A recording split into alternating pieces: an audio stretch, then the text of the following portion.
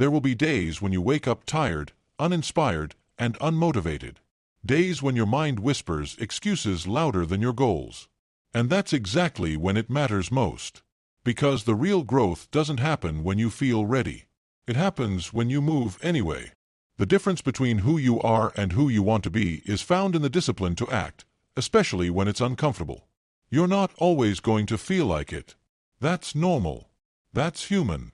But action doesn't wait for permission from emotion. You don't rise by accident. You rise by force, by choice, by repeating what your future self will thank you for. Every single day. Chapter 1. Stop negotiating with yourself. The moment you wake up, the negotiation begins. Your mind starts offering softer options. Just 5 more minutes. Maybe tomorrow you deserve a break. But you weren't built to live in endless compromise. You were built to rise, to move, to follow through. The first battle is never with the world. It's with your own comfort. Discipline dies in negotiations. Every time you reason with your excuses, you weaken your momentum. The more you listen to that voice, the more it starts sounding like truth. But it's not. It's Chapter 1. Stop negotiating with yourself, a whisper designed to keep you average. And if you want more from life, you have to stop giving it a seat at the table. The strongest people you know didn't build consistency by always feeling ready. They built it by refusing to debate with their weakness. They created a standard and then followed it, especially when it was inconvenient. That's the difference between those who stay stuck and those who evolve. One listens to feelings. The other follows commitments. Think about how many times you've talked yourself out of what you said you wanted. How many times you've postponed action because it felt uncomfortable. That habit has a cost. It trains your nervous system to expect escape routes. But when you stop entertaining those debates, something changes. You become someone your future can rely on. The version of you that moves forward without negotiation isn't colder. They're clearer. They understand that emotion is temporary, but action leaves a permanent mark. They act from intention, not mood. They understand that feelings are data, not directors. You feel the emotion, then choose the standard anyway. No one else is coming to stop the cycle for you. You have to be the one who draws the line. Who says this is no longer up for debate? Whether it's waking up, working out, creating, healing, or moving forward, you have to make it a non-negotiable. Not because it's easy, but because it's essential. A man once set a rule for himself. No matter how tired he was, he would write 1 paragraph a day, just 1. He didn't argue with himself. He didn't wait to be inspired. And over time, those small acts compounded. He became a published author, not because he had more talent, but because he had fewer inner debates. You don't need to feel motivated to act. You need to act so motivation has a place to grow. That's the trap. We wait to feel ready, not realizing that readiness is the reward, not the requirement. Action creates energy. And every time you show up without negotiating, you fuel the very force you thought was missing. When you stop negotiating, mornings become more powerful. Work becomes more focused. Life becomes more aligned. You stop living in a constant tug-of-war with yourself. Instead, you move in rhythm with your higher standard, and that rhythm becomes your freedom. Some days you'll want to quit. Some days your mind will plead for the easy way out. But remember, quitting isn't about exhaustion. It's about negotiation. The decision to stop happens long before the finish line. And if you cut off the debate early, you'll cross lines you never thought you could. You don't need more inspiration. You need more conviction. Decide what matters to you. Set your non-negotiables. Then honor them like your life depends on it. Because in many ways it does. Your peace, your progress, your power, all come from your ability to silence the inner negotiator. So the next time your mind says maybe later, respond with movement. The next time you hear you don't have to today, let your actions say I do it anyway. This is how discipline is born. Not in grand declarations, but in quiet refusals to negotiate with anything less than your potential. Chapter 2. Action is the cure for doubt. Doubt thrives in stillness. It multiplies in silence, echoing louder the longer you sit. It convinces you that you're not enough, not ready, not capable. But doubt doesn't need to be solved. It needs to be interrupted. And the only way to interrupt it is through action. Not perfect action. Just any movement in the direction of who you want to become. When your mind is filled with uncertainty, your body becomes the anchor. Action grounds you. It shifts your attention from imagined failure to lived experience. The more you move, the less time doubt has to grow roots. It can't survive in motion. Every step you take replaces anxiety with evidence. A person who doubts their worth doesn't need more affirmations. They need to do something that proves otherwise. Not to. Chapter 2. Action is the cure for doubt the world to themselves. You build belief not through thinking but through doing. Through showing up when it's hard. Through choosing progress over paralysis. One of the greatest lies doubt tells you is that you need to feel confident before starting. But confidence is not the prerequisite. It's the outcome. Action creates the proof that belief builds on. The first rep in the gym, the first word on the page, the first attempt when you feel uncertain. That's how you reclaim trust in yourself. A woman once questioned if she could lead. She stayed quiet in meetings, doubting her voice. Then one day, she raised her hand and shared a simple idea. It wasn't groundbreaking, but it shifted something inside her. She didn't silence doubt by thinking differently. She silenced it by acting through it. You don't need to wait for the fear to go away. Fear is loud when you're still. But once you act, fear loses volume. You begin to learn that doubt doesn't mean stop. It means step in anyway. And the more you act with fear in your pocket, the more you realize it doesn't control the outcome you do. Action gives your mind new evidence. It replaces the what if I can't with I just did. Doubt is a story built on imagined outcomes. But action provides real ones. You begin to look back and say, maybe I am the kind of person who follows through. Maybe I am becoming stronger than I thought. Stillness can be a form of self-protection, but it's also where self-doubt furs.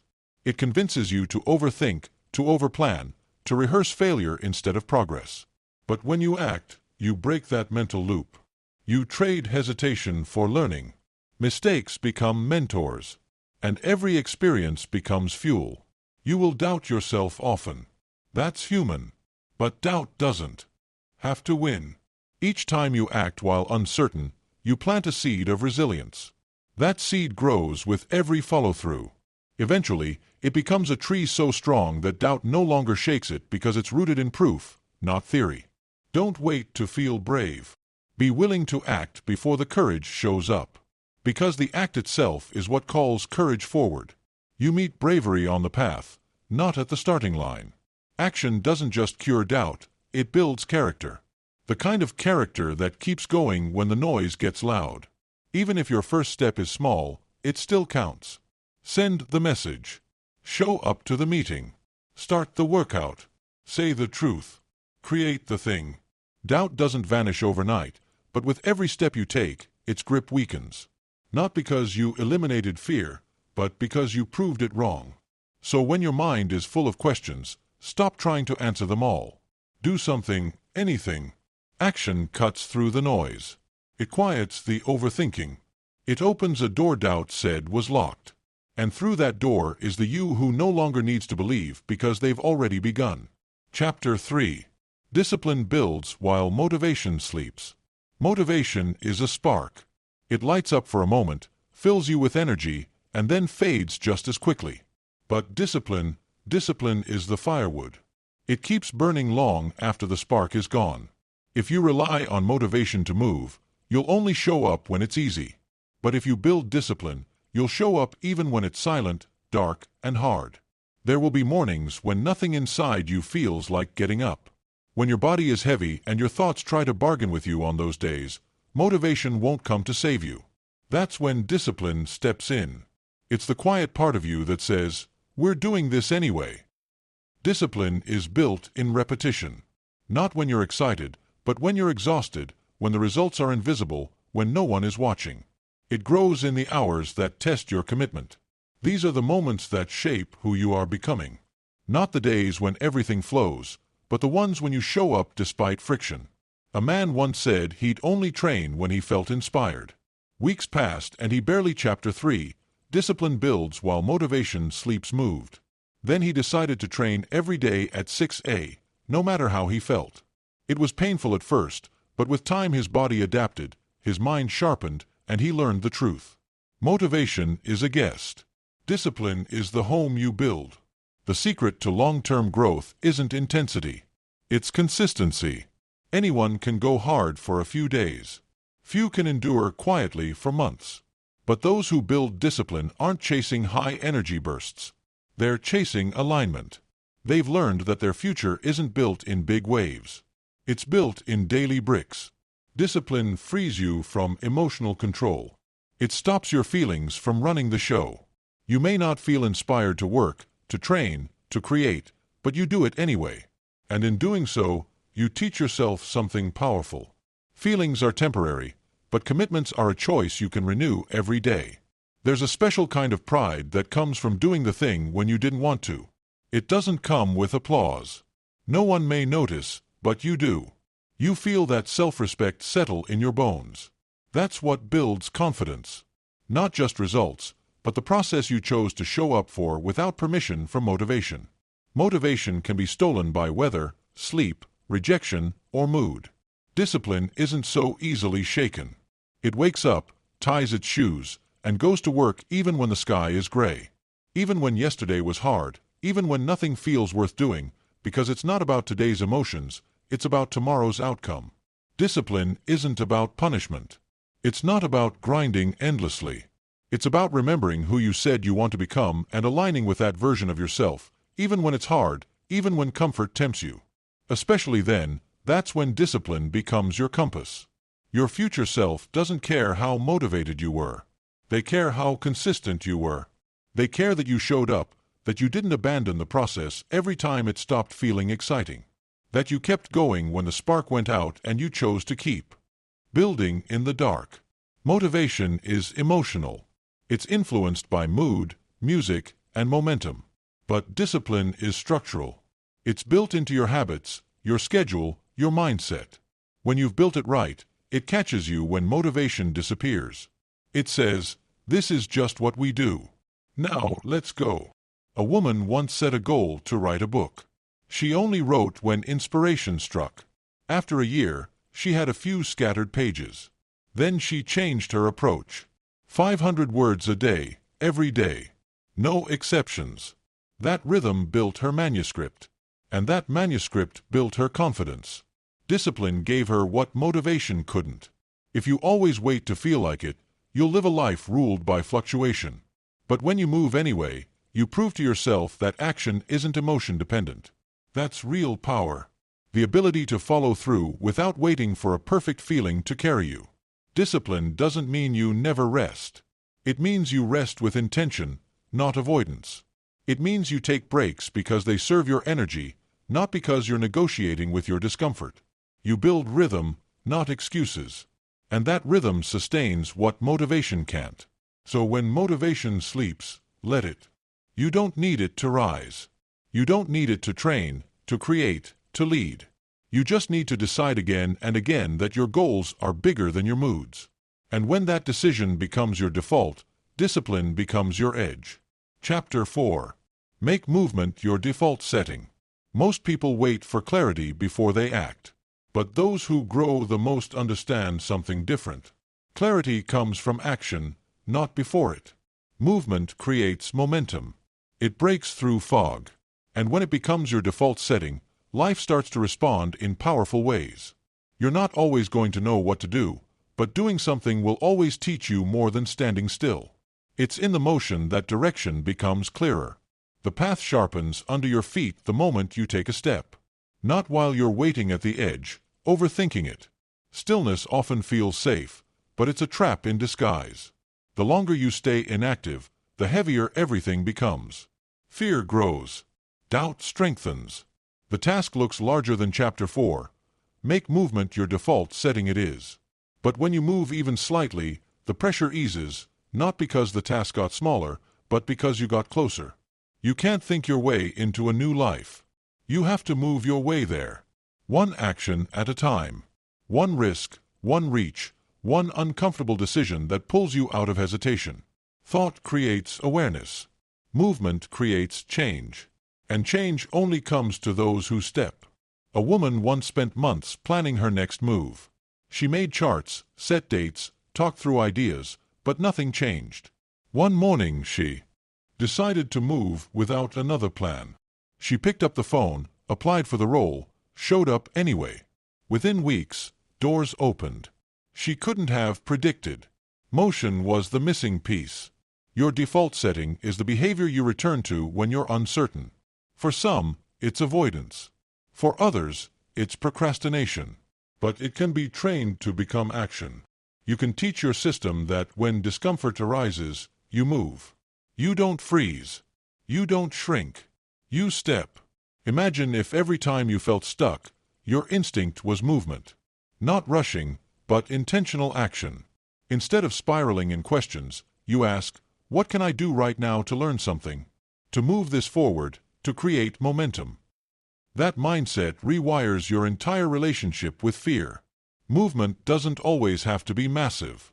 It can be a small message, a quick journal entry, a 2-minute workout, a short conversation you've been avoiding.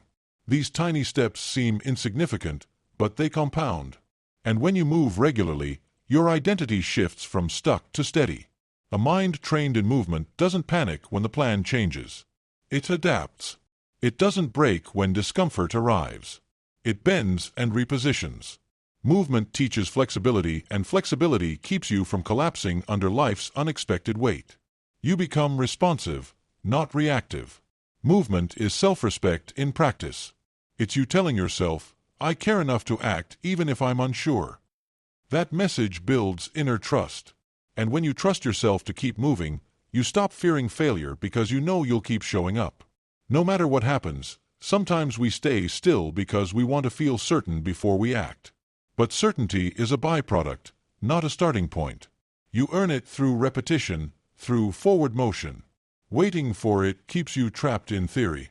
But doing even badly moves you into growth. You don't have to know what's next to begin. Begin with what's now. Begin with what's in front of you. Even if the road is invisible, the step is always present. When you make movement a habit, you no longer wait for alignment. You create it through motion. Your thoughts will often try to pull you into overanalysis. But thoughts don't create progress unless paired with movement. Thinking can support you or stall you.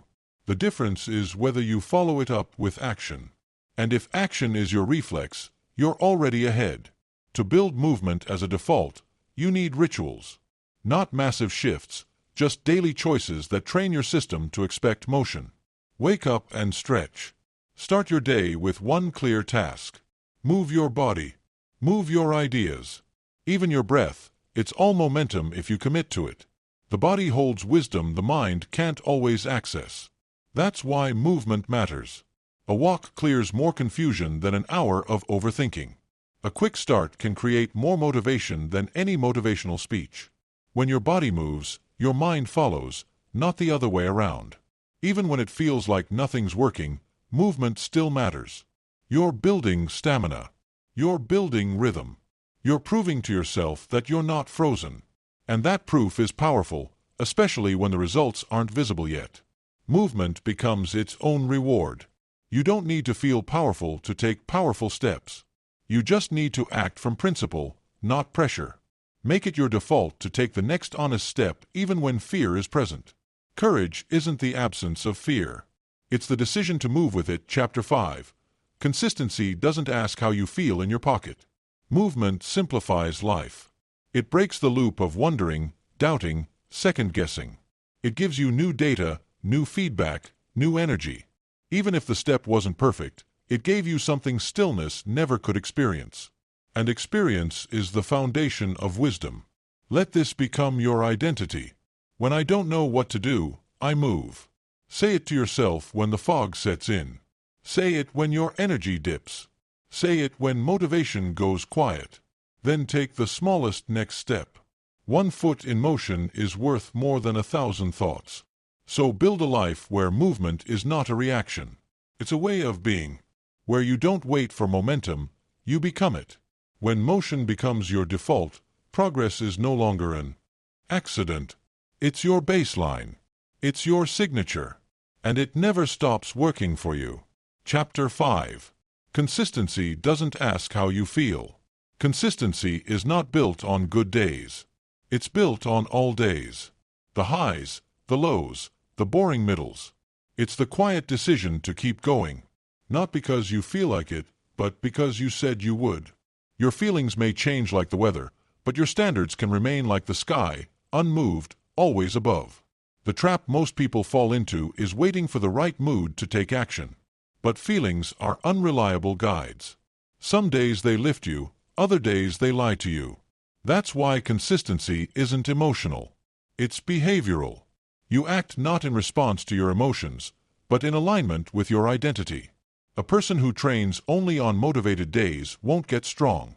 A writer who writes only when inspired won't finish the book. Success is not found in occasional bursts. It's carved through repetition, through the unglamorous, unseen, and often uncomfortable act of showing up when it's least convenient. You don't have to feel confident to be consistent. You don't have to feel motivated, energized, or certain. You just have to keep the promise you made to yourself. That's how self-respect grows. That's how inner trust is earned through follow-through, not feelings. There was a man who wanted to rebuild his life after failure. He started waking up at 5 a.m. to run not because he loved it, but because he needed to prove something to himself. Every run was a statement. My emotions don't decide who I am. And over time, the consistency shaped more than his body. It reshaped his belief. Consistency isn't about intensity. It's about rhythm. You don't need to do everything at once. You just need to do something every day. Tiny habits repeated without excuse create transformations that no single burst of motivation ever could. Some days the work will feel dull. Other days it will feel impossible. But when you're consistent, your identity isn't shaken by the flavor of the day. You've trained your system to execute regardless. That detachment from feeling is what allows excellence to thrive. The most consistent people aren't the most inspired, they're the most grounded. They've made a quiet agreement with themselves. This gets done no matter how I feel. That sentence becomes a structure, a container for greatness. It becomes a compass in emotional storms. You don't need permission from your mood to follow through. If you wait for emotional alignment every time, you'll live a life of false starts. But when consistency becomes a principle, not a preference, your discipline begins to build a reputation your emotions can't touch. Even when you don't feel like it, taking action reclaims your power.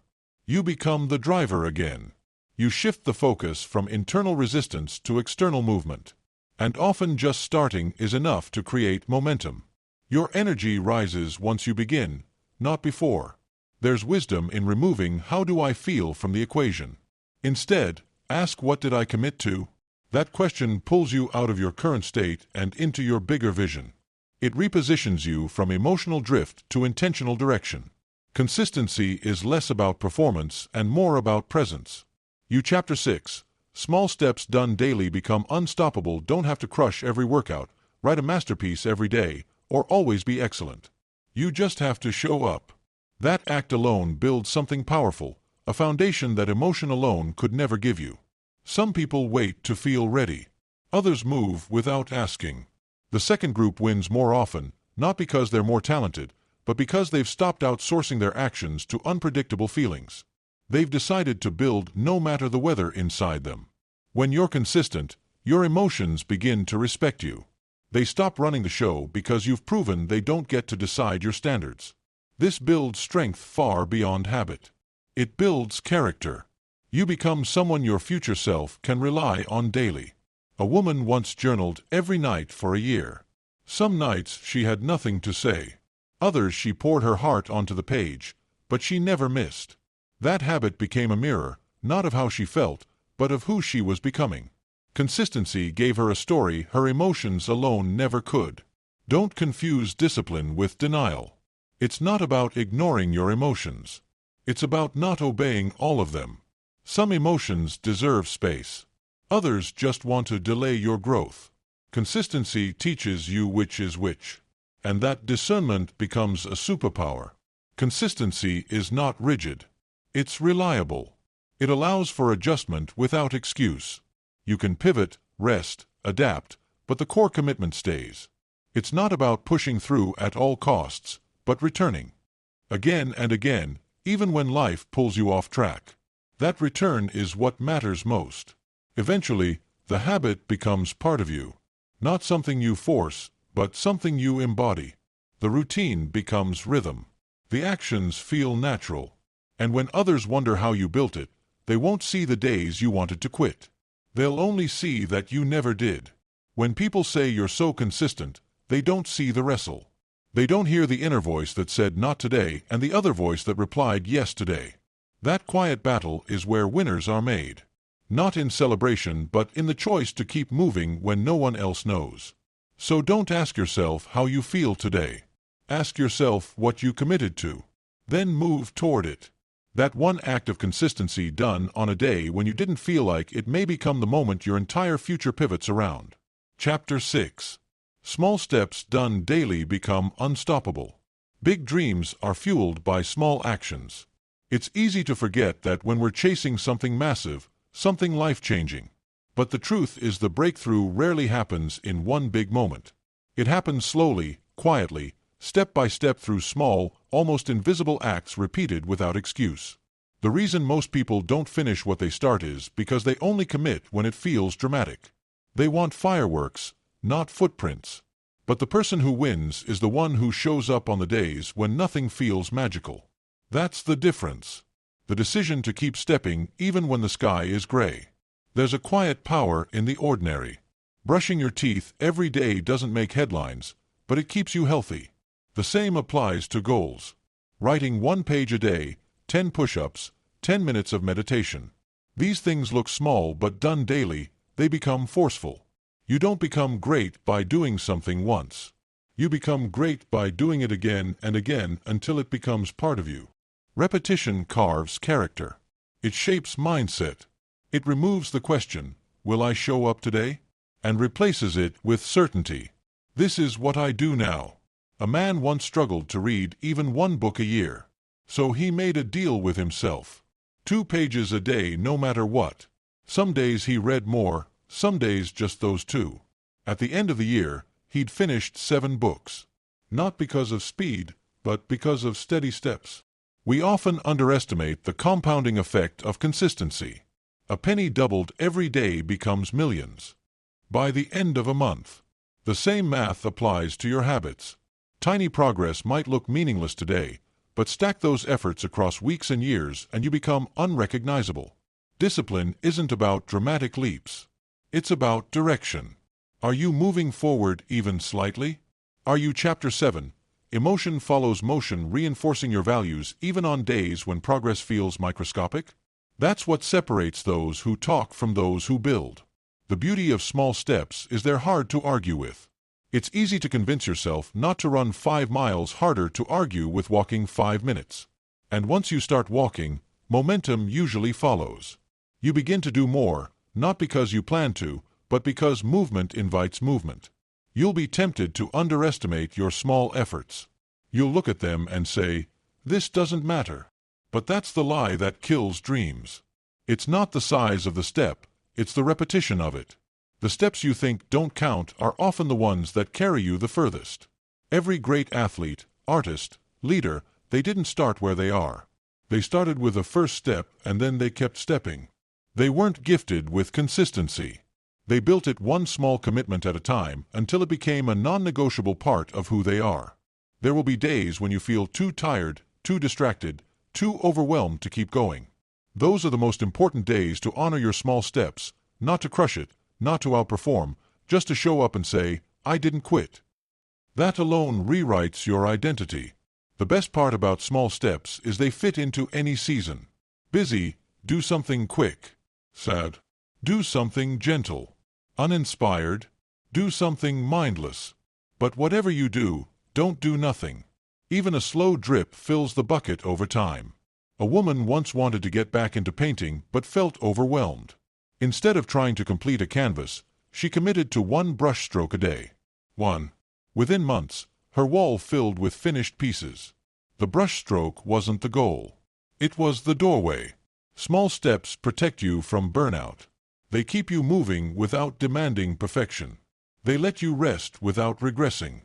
And in the process, they build something deeper than results.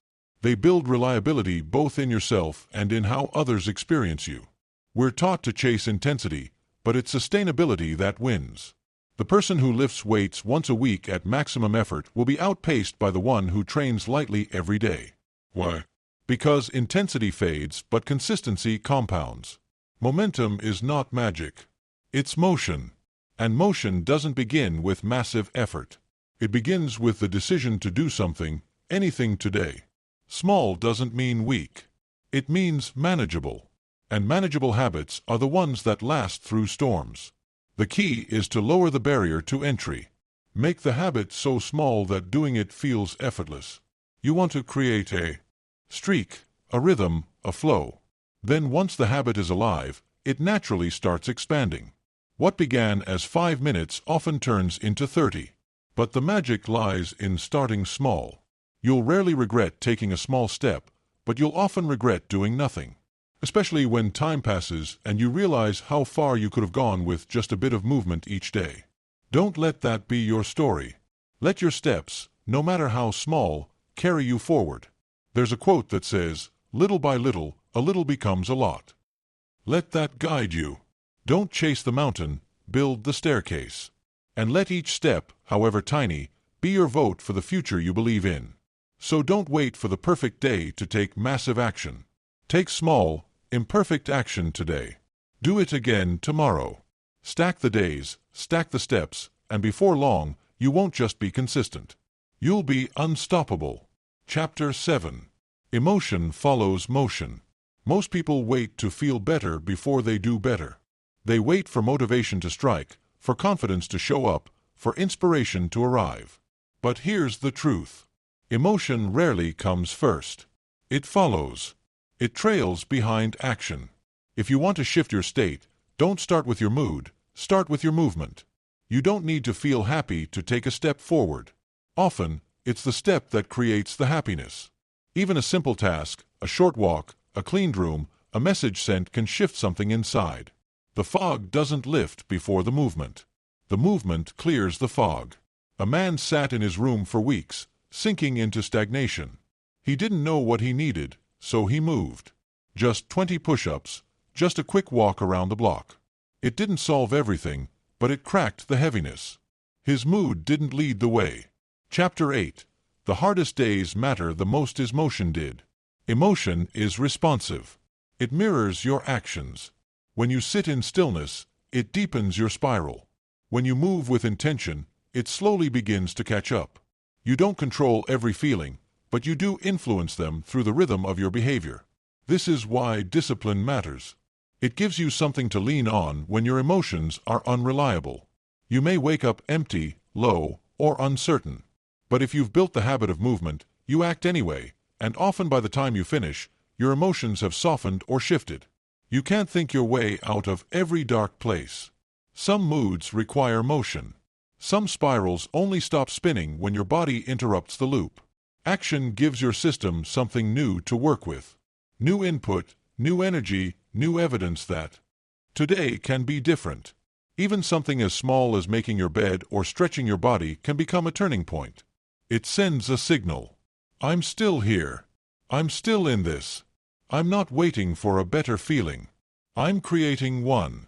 And that signal can ripple through your entire mindset. Feelings are real, but they're not always true. They're not fixed identities.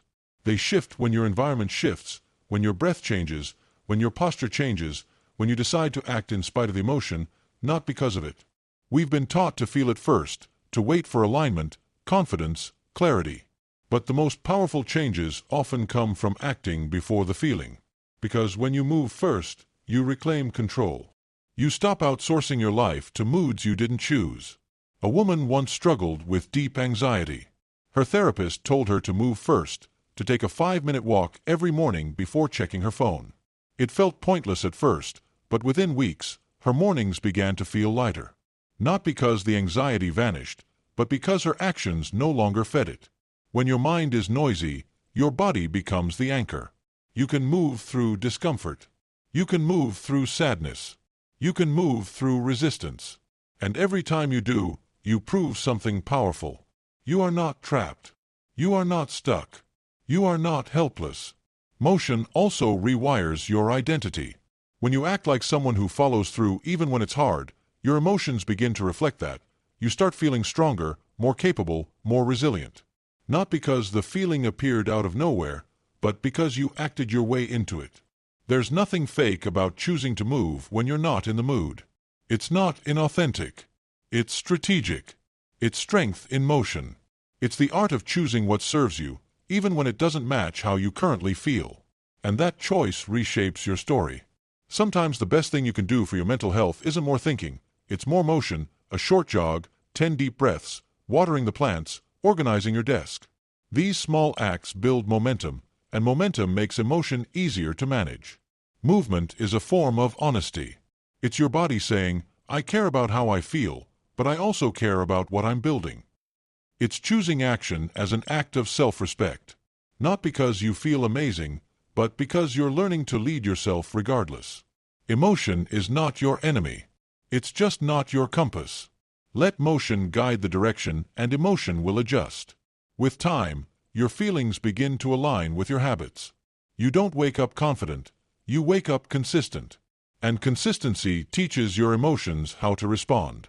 If you wait to feel ready, you'll spend a lifetime on pause. But if you move while unsure, something powerful begins to form. Trust. Trust in yourself. Trust in your ability to show up. And eventually your emotions will start catching up to your discipline. The day you realize your power isn't in your mood, but in your movement, everything changes. You stop waiting. You stop spiraling. You start stepping forward. And with each step, your emotional state becomes more stable, more resilient, more willing to work with you. You won't always feel better right away, but you'll feel different. And sometimes different is enough to keep going. And better only arrives to those willing to move while things still feel heavy. Chapter 9. Create before you consume, so when the weight hits, don't ask, when will I feel like it? Ask, what small movement can I take now? The answer might be simple. The result might be subtle. But that motion, that quiet rebellion against emotional stagnation might just save your day. Chapter 8. The hardest days matter the most. It's easy to feel strong when life is easy. When the sky is clear, motivation flows, and progress feels natural. But the days that shape you aren't the easy ones. They're the ones when nothing feels right. When you're tired, discouraged, and tempted to quit. Those are the days that define your trajectory. The hardest days are not obstacles. They are invitations. They call you to show up in a deeper way, not because you feel strong, but because you decide to act from principle, not comfort. And that decision made in the dark becomes the light you carry forward. When everything feels heavy, that's when your choices matter most. Anyone can follow through when it's convenient. But following through when it hurts, that's where confidence is born. That's where self-trust begins. That's how you become someone you can count on. A man once said his best growth came after his worst day. He lost his job, his relationship, and his sense of direction. But instead of collapsing, he got up the next morning and went for a run. That one act didn't fix everything, but it reminded him he still had power.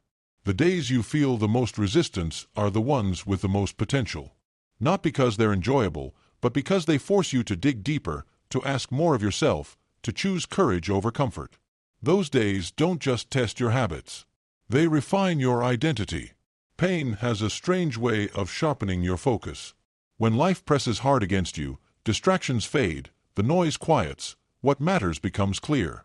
And if you can move even just a little through the difficulty, you build a level of inner strength that ease could never offer. Growth doesn't happen on the mountaintop. It happens in the valley. When you feel alone, misunderstood, overlooked. When you keep showing up without recognition. When you do the work even though it hurts. Those are the moments that chisel away everything false and reveal the real you. You might think these hard days are pulling you backward, but often they're setting the foundation for your next rise. Struggle makes the success meaningful.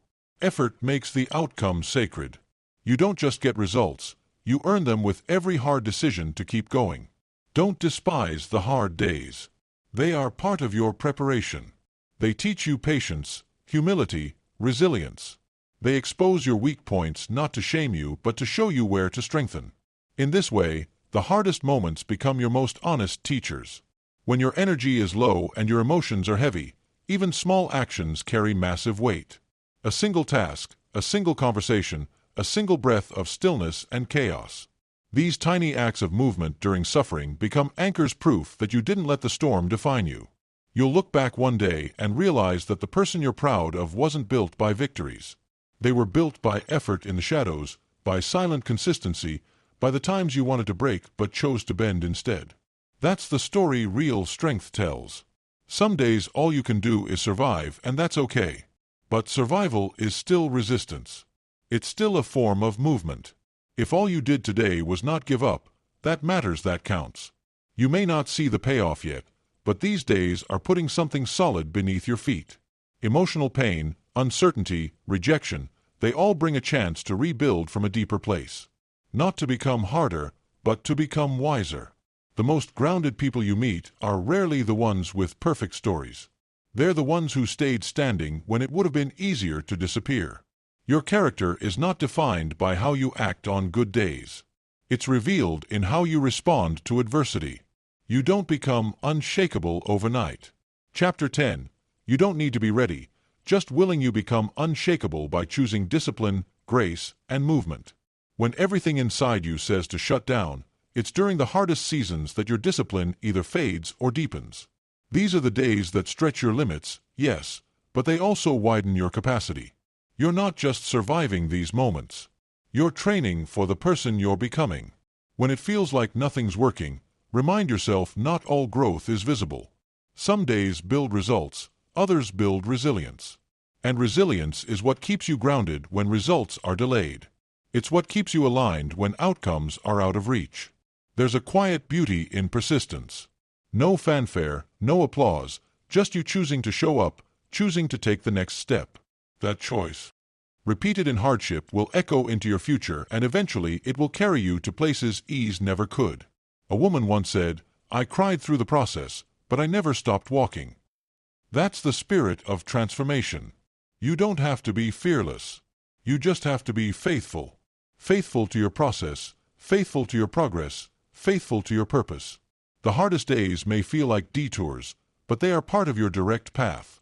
They don't slow your growth, they prove it. And when you keep going in the dark, you light something inside yourself that never dims, even when life tries to put it out. So when the weight is unbearable, when your motivation is gone, when your hope flickers, remember this. These are the days that matter the most. These are the days your future self will thank you for. Not because you felt strong, but because you chose to be. There's a sacredness in the days you don't talk about. The ones where you cried in silence, worked without praise, or carried weight no one saw. These are the days that build a deeper kind of dignity. Not the pride that seeks recognition, but the quiet kind that says, "I kept going." The human spirit is not measured by comfort. It's measured by how it responds to discomfort. And in your hardest moments, you get a rare opportunity to test the strength of your foundation. You learn what you really believe, what really matters, and what you're truly willing to fight for. Sometimes the greatest breakthroughs happen after your lowest breakdowns. You hit the bottom, and something inside you cracks, not in destruction, but in release. You stop clinging. You stop pretending. And from that surrender, a new level of truth emerges. We often think the hard days are a sign that we're doing something wrong. But sometimes they're evidence that we're doing something right. Growth demands discomfort. Progress demands pressure. You're not broken. You're being reshaped. That's what resistance often feels like. On the hardest days, you may want to isolate. You may want to disappear. But reaching out even a little is a form of courage. Connection is a balm. You don't have to share everything, but don't carry it all alone. Let someone see your humanity. Let someone walk with you. If you find yourself crying, but still showing up, you are already doing the work most people run from. The combination of vulnerability and discipline is rare. It's also transformative. Don't underestimate the strength in tears followed by effort. That's the definition of grit. Hard days will convince you that you're behind, that you're failing, that it's not worth it. But those are just voices from exhaustion. Don't let tired thoughts make permanent decisions. Rest if you must, but don't quit. Let your pause be part of your rhythm, not the end of your path. It's okay if your best today looks different from yesterday. Some days your best will be explosive. Other days your best is just staying out of bed and taking a breath. Honor both. Consistency isn't about intensity. It's about returning to the process no matter the weather inside. The strongest version of you isn't the one who always gets it right. It's the one who stays in the ring. The one who keeps throwing punches even when their arms are shaking. Every time you don't give in to the voice of quitting, you Chapter 11, show up first, then level up, add one more brick to your unshakable foundation. Even if you think you're not making progress, the fact that you're here reading this, breathing through this, trying again is progress. You may not see the transformation yet, but it's happening beneath the surface. Deep roots take time to grow. The hard days make you honest. They peel away your performance. They reveal what you're really chasing, what you truly value, and what's no longer working. Pain is often clarity in disguise, not easy to look at, but impossible to ignore once it speaks. Stop thinking you need to be inspired to keep going. Inspiration is a luxury. On the hardest days, your reason is your fuel. Remember why you started, who you're doing it for, what it costs to quit. Let those truths speak louder than your temporary discomfort. The ones who make it through aren't the ones with perfect mindsets. They're the ones with stubborn hearts. They refuse to bow to resistance. They feel the weight and choose to stand anyway. And that decision made in the quiet builds a legacy louder than words. There's a beauty in realizing that struggle didn't destroy you, it refined you. You didn't come out weaker. You came out wiser, stronger, more aligned. The fire didn't burn you down. It burned away what you no longer needed. And what's left is real. Even if today feels like too much, it won't always be. Pain is loud in the moment, but it doesn't last forever. The storm always passes. And if you keep taking one honest step at a time, you'll look up one day and see how far your resilience has carried you. You are allowed to feel everything and still keep moving. You can be unsure, overwhelmed, scared, and still choose not to give up. That is the power most people don't talk about. That's what makes you unbreakable. The decision to show up even when you don't feel ready. One day someone will ask you how you did it, how you survived, how you kept going, and your answer won't be poetic. It'll be simple. I didn't stop. That's it. That's what wins. The refusal to let hard days dictate your worth or decide your ending. You're not alone in your pain. Every person you admire has had nights. They didn't think they'd survive. You're just seeing their highlight reel.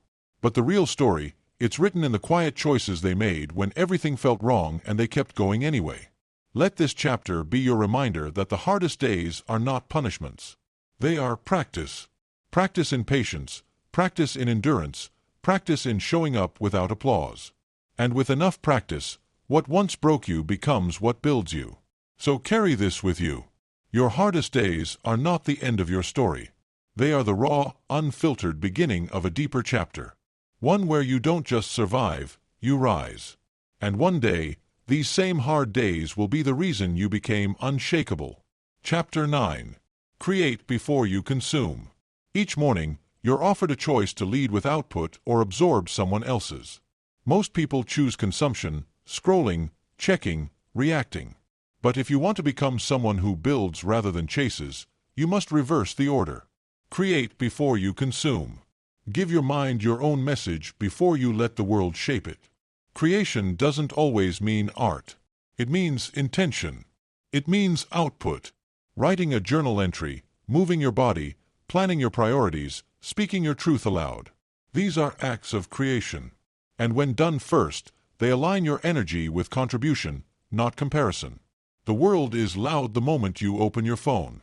Noise floods your nervous system. Opinions, pressure, distraction, urgency. But your vision needs space. If you consume before you create, you surrender your direction to someone else's momentum. You react instead of initiate. There's power in protecting your first thoughts. They are untouched by judgment, undistorted by algorithms. They come from your depth, your clarity, your soul. But once you let the outside in too soon, your thoughts morph. You lose the original voice. You begin mimicking instead of building. A man once began each day by reading the news before writing his book. His thoughts were always scattered. Then he tried flipping the order he wrote first, even just a page. His clarity deepened. Chapter 12. Win the day. Every day his confidence grew because he was no longer layering noise on top of purpose. You don't have to wake up with a perfect plan. Just make the first action yours. Speak your words before you read someone else's. Move your body before watching others do it. Touch your goals before touching your feed. That order matters more than you think. Creation feeds confidence. Consumption, especially first thing, often feeds inadequacy. You see others succeeding and forget your own direction. You absorb their wins and forget your own intentions. But when you create first, you root yourself before the wind starts blowing. Even 5 minutes of self-led output changes the day. It builds trust. You send a message to your brain. We lead, not follow. That internal leadership compounds over time. You'll find yourself less influenced, less reactive, and more aligned with your deeper priorities. Consumption isn't bad, but unguarded consumption weakens your identity. It floods your thoughts before you've had a chance to decide who you want to be today. It tempts you to copy before you've created. And in doing so, you trade originality for approval. Ask yourself this. What would your life feel like if the first thing you did every day was to make something that mattered to you, something honest, something messy? Even that act doesn't just produce content. It produces clarity. It reminds you who you are before the world tells you who to be. Creators are not special. They're just intentional. They don't wait to be inspired. They create structure for inspiration to land. And they protect their morning like sacred ground because they know when you give the world your attention before giving it to yourself, you lose your compass. There's a sacredness in output done in solitude before the inbox, before the headlines, before the scroll. Those moments give birth to ideas you didn't know you had. They pull wisdom from your stillness. They honor the truth that creation often whispers, not shouts. You might think your small act of creation doesn't matter, that no one sees it, but you see it and that changes everything. You begin to view yourself as someone who contributes, who shapes, who makes something out of nothing. That identity shift is more valuable than any external praise. Not every morning will be perfect. Some days your creation will be dry, clumsy, silent. That's okay. The point isn't perfection, it's presence. It's keeping the promise to yourself that your voice matters, that your ideas deserve space before the world crowds in. It's not about eliminating consumption. It's about delaying it, holding it off just long enough to find your own ground first. Then when you do consume, you're not hungry for direction. You're simply looking for refinement, insight, or inspiration. You can add to what's already yours. A woman once struggled with confidence because she always began her day online. She decided to write one paragraph before touching her phone. Over time, those paragraphs became pages. Those pages became chapters, and those chapters became a version of herself she never thought she'd meet. When you begin with consumption, you often inherit someone else's urgency. Their agenda becomes yours. But when you create first, your energy becomes sovereign. You're not pulled by what's trending. You're moved by what's true. Protect your mornings like they're sacred. Not because you owe the world a masterpiece, but because you owe yourself a voice, a space to remember what you believe, what you're building, what matters. That space isn't granted, it's chosen. You're not just what you consume. You are what you choose to create, even in silence. And each morning you create, you remind yourself, I'm a builder. I'm a writer. I'm a thinker. I lead my life with intention. That repetition rewires who you believe you are. So tomorrow, before the world enters, enter yourself, write something, move something, shape something, create before you consume, not for the world's sake, but for your own. And watch how your life slowly begins to align with the rhythm of your own making. You won't always feel inspired to create. And that's exactly why it matters that you do. Because the act of creating when you're uninspired sends a signal to your deeper self that your worth is not dependent on mood, that your output can exist even when perfection doesn't. When you delay consumption, you protect the fragile ideas that haven't yet formed. The world is fast to influence and quick to distract. But when you hold space for your own thoughts first, you begin to hear ideas that otherwise get drowned in noise. You become a steward of your own imagination. Creating before consuming outro is an act of rebellion in a world addicted to reaction. It's saying, I choose to contribute before I absorb. It's choosing presence over passivity. That one decision shifts the tone of your entire day from scattered to steady, from borrowed to original. You don't need an audience to justify your creativity. What you make in solitude shapes the foundation for what you will eventually share if you decide to. But the power is in making something for yourself first. That's where truth grows away from applause. Many people feel lost because they only consume the world. They never give it something back. Creation helps you find your place again. It roots you in purpose. You're not just here to witness life. You're here to shape it. Word by word, breath by breath. Creation doesn't always mean making art. Sometimes it means making decisions. Clarifying your goals, writing down your intentions, drawing a boundary. These are generative acts too. You are forming the shape of your life every time you choose action over endless input. The more you create, the less you crave validation. Why? Because creating trains you to trust your own process. You start building for meaning, not metrics. You fall in love with the doing, not just the results. And that love makes you harder to sway, harder to stop. A man once began his mornings with a short video diary. No edits, no filters, just thoughts. He didn't share them. But over months, he noticed his speech became clearer, his mind more focused, his decisions more precise. Creation gave him back access to himself. Your mind was not designed to carry hundreds of voices at once. That's what overconsumption does. It fills your inner space with the thoughts of others. But when you create, you center your own voice. You don't need to be loud, just present with what's true for you. You might fear that what you create isn't good enough. That's okay. Not everything needs to be. What matters is that it's yours. Honest, undiluted, unshaped by likes or trends. That kind of raw output is where originality is born in the shadows before refinement. Even if your creation is messy, incomplete, unremarkable, it still matters because it keeps the channel open. You can edit a bad sentence. You can fix a weak routine, but you can't improve something that was never started. Creation is the spark. Everything else follows. Think of your mind like a field. If you fill it with the seeds of others before planting your own, their crops grow first. But if you take the time to sow your thoughts, your ideas, your intentions, your harvest becomes one that reflects your vision, not someone else's. The longer you delay creation, the harder it feels to start. It becomes easier to scroll than to sit with your own thoughts. But the more often you begin with output, the more natural it becomes. You begin to associate mornings with movement, not passivity, with power, not pressure. Sometimes the world doesn't need you to be informed. It needs you to be connected to yourself. And that connection is rarely found in consumption.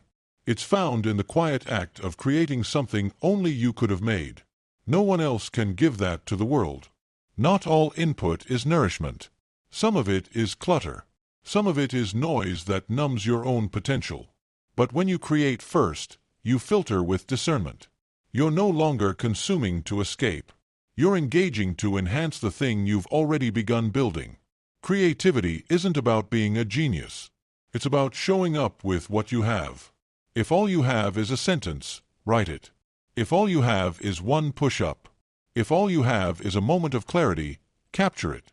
These are small acts of authorship over your day. A woman began every morning with a voice memo to herself. Some were rambling, some were profound, but over time she discovered a stronger version of her voice. Not because she forced it, but because she used it. That's what consistent creation does. It strengthens what you didn't know was weak. You are not here to echo the world. You are here to add to it. Even in the smallest way, even in the privacy of your own room. Your job is not to outshine others. It's to out-honest yourself. That begins not with watching, but with making. So give yourself this small gift, a moment each day that belongs to no one but you. No feedback, no judgment, just the act of creating something that didn't exist before you touched it. That moment repeated daily becomes the seed of a life authored with intention. And one day you'll look back and realize the life you respect, the peace you feel, the direction you carry. It all started when you decided to stop waiting for permission and start making. Before the world asked you to listen, you spoke first. Chapter 10. You don't need to be ready, just willing. Readiness is a myth we chase. A feeling we think must arrive before action begins. But the truth is, very few life-changing decisions are made in full confidence. They're made in motion, not with perfect plans, but with a quiet willingness to begin before certainty arrives. Waiting to be ready is often just fear in disguise. Fear that you'll fail. Fear that you'll be exposed. But being willing doesn't mean you're fearless. It means you've chosen to move forward despite the fear. And that decision is where real power begins to form. You'll never feel ready to start something that truly stretches you. Growth, by definition, requires discomfort. It asks you to step into the unknown, into versions of yourself you haven't yet become. That's not a signal to wait. It's a call to lean in. Willingness is subtle. It doesn't need a stage. It doesn't wait for motivation. It simply says, I don't know what happens next, but I'll go anyway. It's what bridges the gap between intention and action. It's the birthplace of momentum. A man once wanted to become a speaker, but trembled at the thought of being seen. He didn't wait until he felt confident. He just committed to 5 minutes a week of sharing his thoughts on camera. Not because he felt ready, but because he was willing to become ready through action. We assume readiness will arrive like a lightning bolt, some grand clarity or internal shift. But often readiness is something you build in hindsight. You look back and realize you were more prepared than you thought. But you wouldn't have known unless you moved. You can read every book, watch every tutorial, talk to every expert, but if you're not willing to start messy, you'll never move. Readiness is often a stall tactic, a way to delay the real work under the illusion of preparation. But willingness that's raw and real. Willingness invites grace into the process. It says, I don't need to have it all figured out. I just need to begin. That beginning might feel clumsy.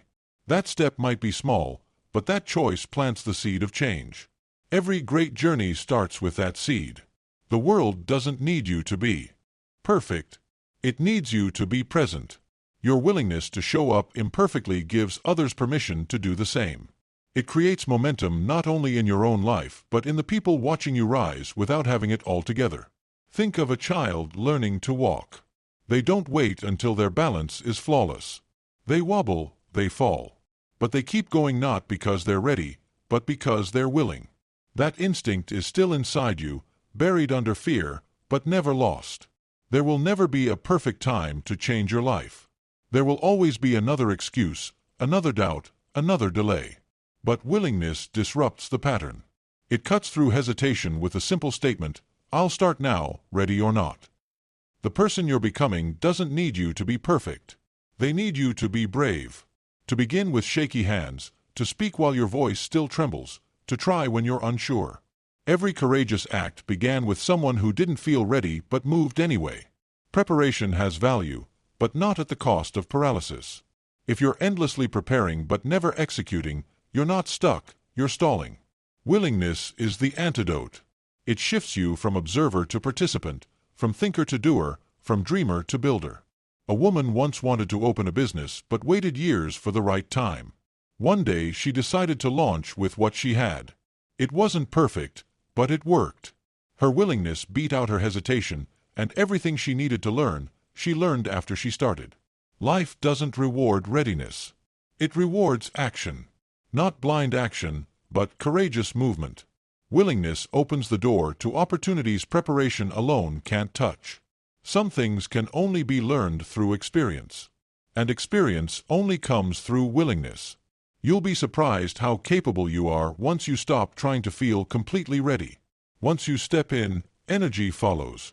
Clarity grows. Skill sharpens. Confidence builds. But none of that can happen while you're still waiting on a feeling to give you permission. Don't let your life become a waiting room. You don't need a certificate of readiness to begin. You just need a few quiet seconds of courage. That's all it takes. A willingness to press start even while your doubt tries to keep you seated. You don't have to believe in yourself completely to take the first step. You just have to believe enough. Enough to try. Enough to risk being seen in progress. And each small step forward becomes evidence that you never needed readiness, only movement. Willingness is more than a mindset. It's a muscle. The more you use it, the stronger it gets. At first, it feels shaky, but over time, it becomes part of your identity. I don't wait to be ready. I show up willing. That becomes your power statement. So the next time you feel the urge to wait until everything is perfect, pause. Ask yourself instead, am I willing? If the answer is yes, don't delay. Begin, however small. Because the future doesn't belong to the ready. It belongs to the willing. Willingness means being available to life as it is, not as you wish it to be. It's the ability to meet the moment with openness, even if you're uncertain. The road ahead doesn't need to be clear, only your decision to walk it. That clarity comes not before the journey, but because of it. Even the most accomplished people rarely felt ready when they began. They took the leap, made the call, showed up unpolished. Their strength didn't come from preparation alone. It came from facing the fear again and doing it anyway. That's the hidden truth behind every success story. The need to feel ready is often tied to the need for control. But control is an illusion. Life unfolds in the space between planning and chaos. Willingness isn't about control. It's about courage. About saying, even if I don't know how this ends, I'm still going to begin. When you rely on readiness, you become addicted to delay. You convince yourself that tomorrow is safer, smarter, or somehow more aligned. But tomorrow is a moving target. Willingness, however, anchors you to now. And now is where every transformation truly starts. Willingness isn't glamorous, but it's reliable. It shows up before the spotlight. It begins before the plan is perfect. It acts while others hesitate. The world remembers those who dared to act while feeling unsure. Not because they had it all together, but because they moved. You don't have to know what step 10 looks like to take step 1. Most breakthroughs come not from planning, but from progress. Each step reveals something new about the path, about yourself. That's the beauty of willingness. It makes space for the journey to shape you. Sometimes the reason you don't feel ready is because you're standing at the edge of a version of yourself you haven't met yet. And that discomfort, that's not a warning. That's a signal that growth is near. Willingness is the bridge between who you are and who you're becoming. The fear won't vanish just because you wait. In fact, it often grows louder the longer you hesitate. But the moment you move even in fear, you shift the dynamic. You remind fear that it's not in charge. You are. And that shift changes everything. Many lives are left unlived because people waited for permission from others, from circumstances, from themselves. But permission is internal. It's earned in the moment you decide you're done waiting. Willingness is the signature on your own permission slip. A young artist once said, "I created my best work before I believed in myself." That's the paradox. Belief doesn't always come first. Action can create belief. And belief once earned through doing becomes unshakable. But it all starts with that early willingness to try. You'll rarely feel ready to do something that truly matters. That's because it stretches you. It asks you to leave the comfort of what you know. And that leap, that unknown space will always carry risk. But willingness transforms that risk into possibility. Think about how many things you've learned by doing, not by waiting to be ready, driving, speaking, healing, loving. None of it began with certainty. It began with risk, with presence, with a bold, shaky decision to step in while still unsure. There's a kind of peace that comes from willingness. It says, I may not control the outcome, but I won't abandon the moment. That peace isn't the absence of fear. It's the presence of alignment. The knowledge that showing up is enough. You don't become brave by thinking about courage. You become brave by acting in moments where you're tempted to retreat. Willingness is that first spark of bravery, that breath before the leap, that whisper of yes when everything inside you screams wait. Willingness invites mistakes. And that's not a flaw. It's a feature. Because through mistakes you grow. Through imperfection you evolve. You don't need to protect your image. You need to protect your movement.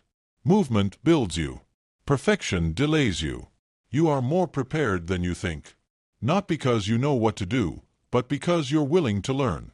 Willingness gives you access to resourcefulness, to problem solving, to grit. You don't need all the answers. You need the drive to find them. So many people are paralyzed by the fear of doing it wrong. But what if the only wrong choice is doing nothing at all? What if your willingness to try, to adapt, to begin is what life's been waiting for? The world doesn't need more perfect people. It needs more willing ones. Every story you admire began with someone who felt underqualified, too young, too broken, too late, and yet they moved. And because they moved, their story grew.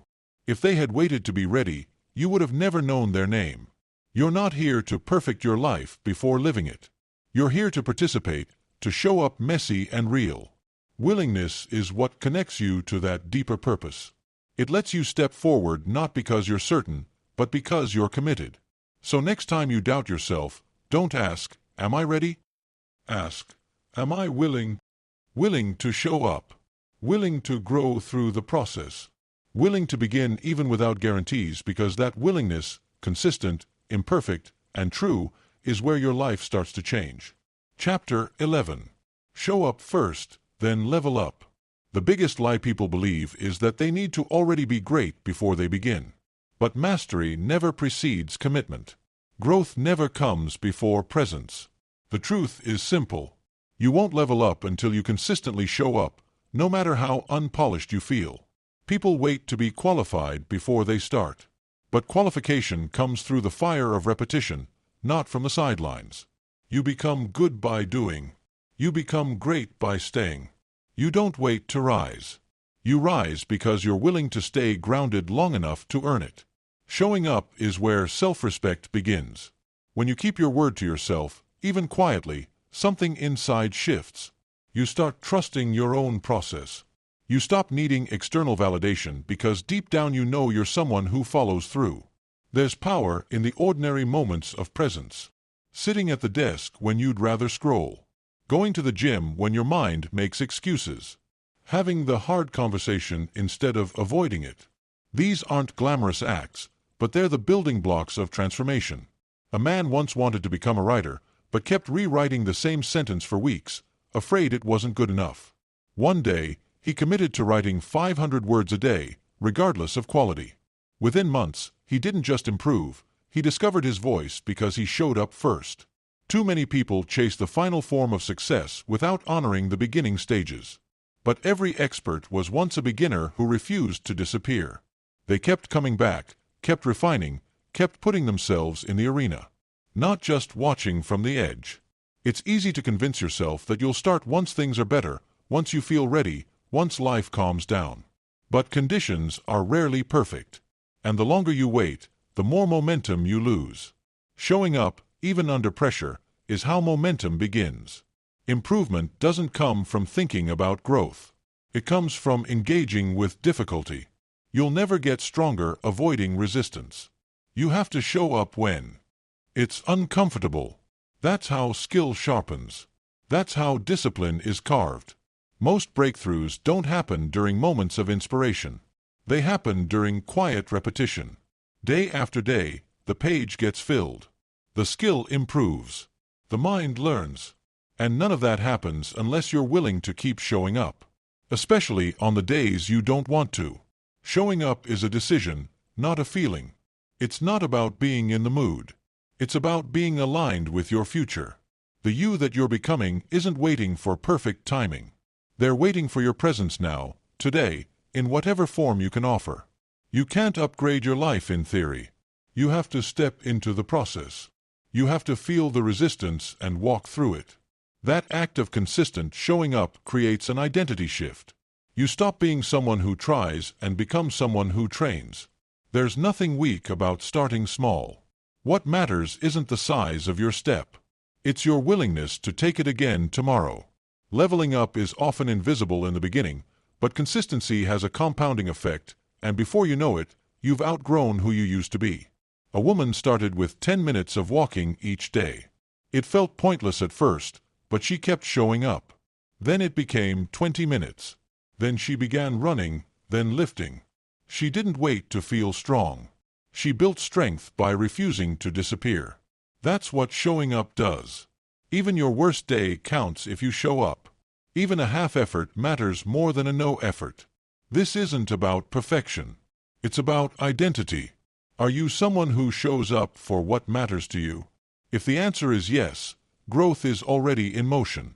The gap between where you are and where you want to be is often just a string of ordinary days, each one asking you to choose presence over avoidance. You won't see massive change every day, but you will build the foundation for change quietly, steadily. You can't always control the outcome, but you can control your effort. Showing up doesn't guarantee immediate success, but not showing up guarantees you'll stay where you are. When you commit to presence, you create the chance for progress. That's all you need. It's tempting to compare yourself to those further ahead. But don't compare your beginning to someone else's middle. They didn't level up overnight. They just didn't stop. They kept showing up when it was boring, when it was hard, when no one noticed. And eventually, it paid off. Every time you show up, you're collecting evidence. Evidence that you're serious, that you're committed, that you're changing. You may not feel different immediately, but the compound effect of daily effort always reveals itself in time. You're not meant to feel like a champion every day. Some days, showing up is the win, and that's enough. Because showing up plants the seeds that leveling up will later harvest. But it starts with the courage to keep walking even when the finish line feels far away. So stop waiting for the perfect version of yourself to arrive. You don't need to be leveled up to begin. You just need to be present. Be consistent. Be willing to start where you are with what you have. Because when you show up first, the level up always follows. There's nothing glamorous about showing up when it's inconvenient. But that's exactly why it matters. Growth hides inside the routines that feel thankless. It waits for you in the early mornings, the lonely hours, the moments no one claps for. And if you can persist through that silence, you'll eventually hear the sound of your own breakthrough. Many people underestimate the value of just showing up. They think it only counts when it feels epic or transformative. But the truth is the strongest momentum is built when you act without drama. Quiet consistency outlasts loud intentions every time. When you show up before you're skilled, you learn faster. You learn with your hands, your heart, your mistakes. You don't wait for a perfect map. You let the terrain teach you. And the path carved through action is always more reliable than one imagined through hesitation. A young man wanted to become a speaker, but he stuttered. He showed up to a local group each week and practiced in front of 10 people. No applause, no spotlight, just effort. Over time, his voice grew steady. Not because he was born confident, but because he kept arriving. Some days showing up means facing resistance. Not the external kind, but the voice inside that says this doesn't matter. But it does. Every act of follow-through leaves a mark. Every time you ignore that inner quitter, you weaken its grip. Slowly, you become stronger than the voice. Leveling up doesn't ask for speed. It asks for staying power. Can you show up when no one's watching? Can you hold the line when motivation leaves? That's where strength is tested. Not in the first few days of excitement, but in the long stretches of quiet commitment. You don't need perfect timing. You need presence. When you're present with your goals, even in small doses, you grow closer to them. The compound effect of tiny repeated presence eventually beats every crash diet, every intense sprint, every shortcut. If you make showing up your standard, progress becomes automatic. You no longer rely on feeling good to take action. You take action regardless. And in doing so, you rewire your self-concept. You become someone who honors their word even in private. You may not notice change on day 1 or day 10, but day 100 you'll feel different. Not because the world changed, but because you did. Showing up shapes your internal world long before it transforms your external one. There's wisdom in staying close to the work. You don't need to outthink it. You need to engage it. Repetition doesn't dull your talent. It sharpens your instincts. And when you've shown up enough times, instinct becomes mastery. You start to move with quiet confidence. Some people show up once, fail, and never return. But failure isn't a sign to stop. It's a sign you've begun. Every failed attempt adds to your knowledge. Every awkward first step is part of the process. You don't avoid failure by being perfect. You overcome it by being persistent. The people who transform their lives don't do it through bursts of energy. They do it through deliberate effort day after day in seasons both smooth and stormy. They don't ask, "Do I feel like it?" They ask, "What would the disciplined version of me do now?"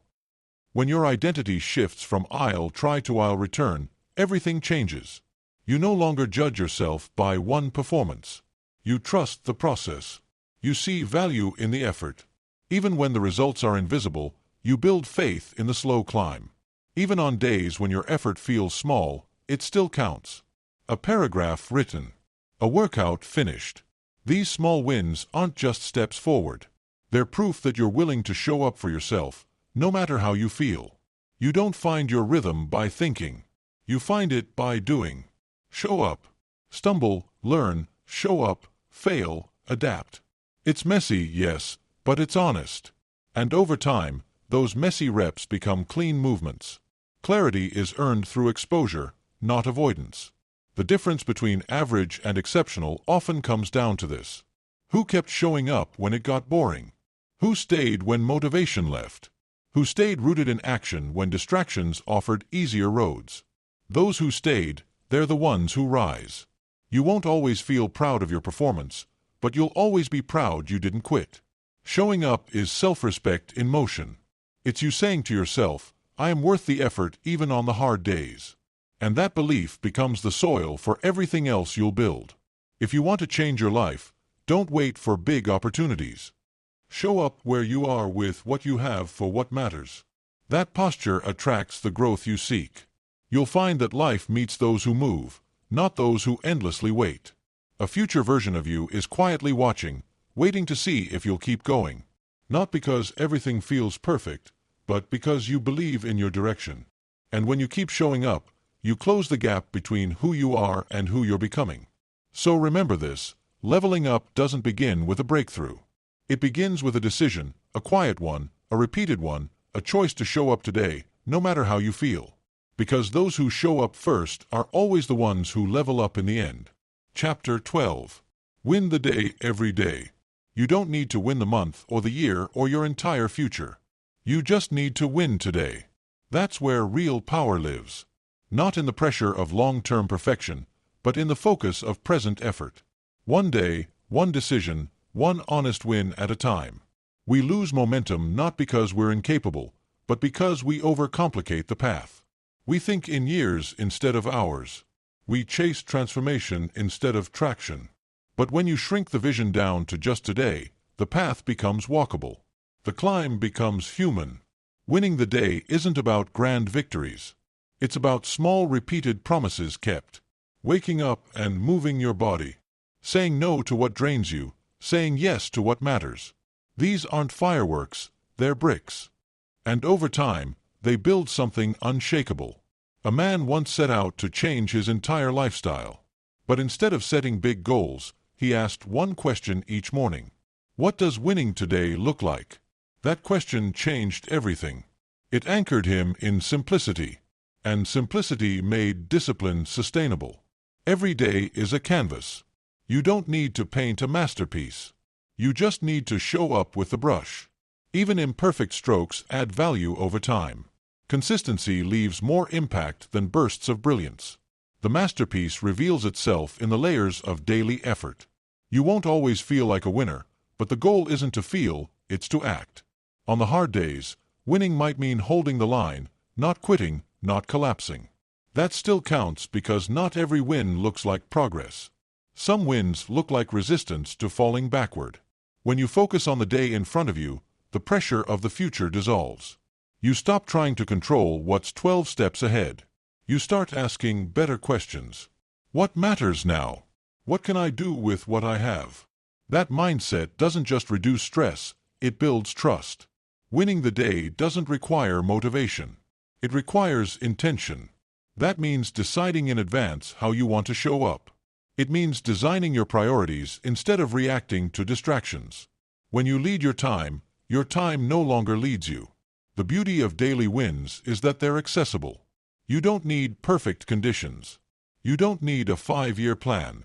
You just need to move with purpose today. The more days you win, the more your identity shifts. And that shift becomes your momentum. A woman once battled anxiety that kept her frozen. She started with a rule. 3 small wins before noon. Drink water, stretch, send one important message. It seemed trivial, but it rewired her mind.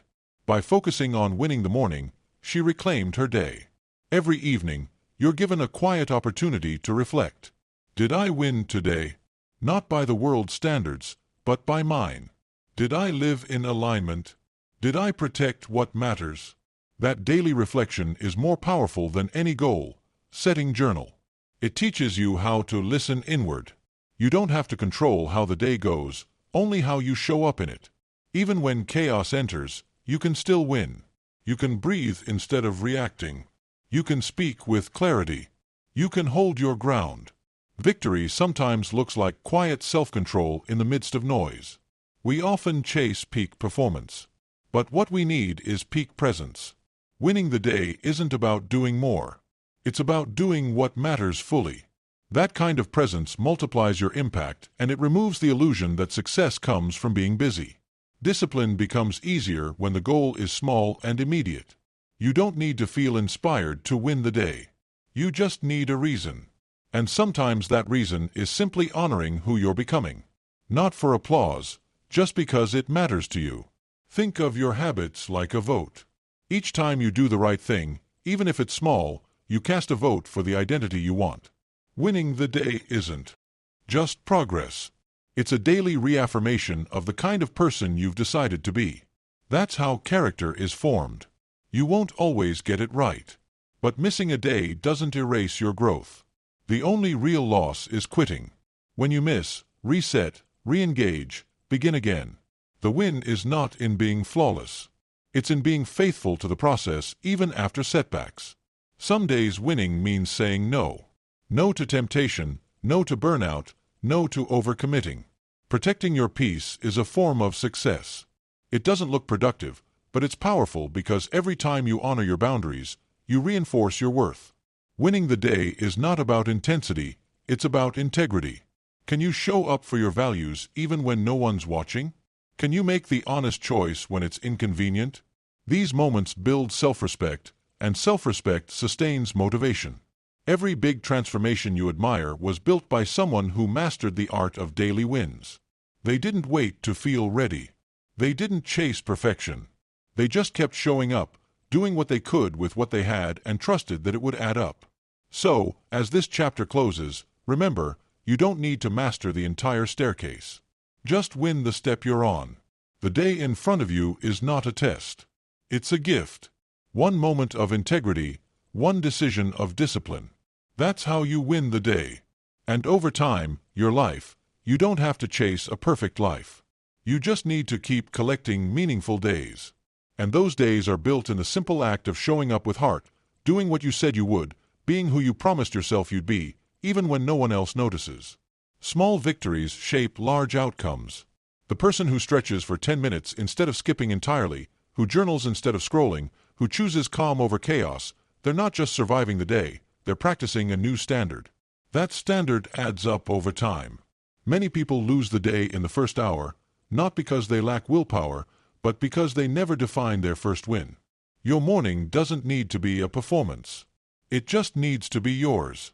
One clear action that tells your mind, I lead this day, not the world. You are not behind. You are not late. You are exactly where you need to be to begin again today. Let go of the scoreboard in your head. Focus on this moment. What can be done now? Not in theory, but in practice. That question is where today's win begins. Some days will be heavy. You may not get through the entire to-do list. But if you can find one meaningful action, one small aligned step, you've won more than you think. Because the discipline to honor even one thing creates a ripple of inner momentum. Don't underestimate the reset power of a single moment. One deep breath, one honest apology, one walk around the block. These are micro wins that recalibrate your nervous system. And sometimes winning the day is just about keeping your center in motion. Your life is not a highlight reel. It's a series of quiet decisions made in the space between chaos and clarity. And if you can keep making those decisions from a place of alignment, even imperfectly, you're already living a life of silent victory. The day doesn't care how you feel, but it will reflect how you show up. Even when energy is low or doubt is loud, your effort still counts. It's not about mood. It's about meaning. Anchor yourself in what matters and let that guide your actions through the fog. A woman once said, "I win the day when I don't betray myself." That sentence carried more weight than any checklist. Because some wins are invisible. Choosing boundaries, walking away from chaos, staying true to what your soul knows even when it's hard. Every habit you repeat sends a message to your future self. What are you telling them today? That you wait for ideal conditions or that you act in alignment even when it's inconvenient? Win the day now so your future doesn't have to recover from your present. You don't always need a breakthrough. Sometimes you just need follow-through. You already know what needs to be done. The real battle is choosing to do it. Not once but again until discipline becomes identity and identity becomes freedom. Even your slowest day can be a strong day if you move intentionally. The world praises hustle, but depth matters more. Did you act with clarity? Did you protect your peace? Did you honor your word? Those are the real markers of a life well one day at a time. There's something radical about choosing order over chaos, especially when chaos is easier. But each time you choose to ground yourself, each time you choose focus over noise, you quietly reclaim authority over your mind. That is a daily victory few celebrate, but many envy. Winning the day isn't about doing everything. It's about doing the right things. You may check fewer boxes, but they'll be the ones that matter. A phone call made, a project moved forward, a habit repeated, not perfect, but powerful because it's aligned. Momentum is fragile in the beginning, but once it grows, it becomes self-reinforcing. A person who wins today is more likely to win tomorrow. Not because the day got easier, but because they got stronger. They started seeing themselves as someone who follows through. People often ask, "How do I build confidence?" The answer is simple. Win more days. Show yourself that you're reliable, that you can be trusted, that your effort means something. Confidence isn't built in the mirror. It's built in the micro decisions of daily integrity. There will be setbacks, off days, moments when it feels like you're slipping. Don't romanticize perfection. Learn to romanticize the restart, the recommitment, the quiet moment when you decide, "I still choose to try today." That decision is heroic in its own right. Even rest can be a win if it's intentional. Pushing yourself into burnout is not a badge of honor. Listening to your limits, honoring your need to pause and returning with strength. That's wisdom in motion. That's how you sustain the long game. You don't need to chase a legacy. Just leave behind a trail of days well lived. Let your routine be your revolution. Let your calm be your rebellion. Let your consistency be your power. The world doesn't always notice a person who wins quietly, but you will. So, tomorrow, wake up and ask yourself one question. What does winning this day look like for me? Then do it simply, gently, relentlessly. You won't always feel the impact right away, but over time, you'll look back and see you didn't just win the day, you won your life.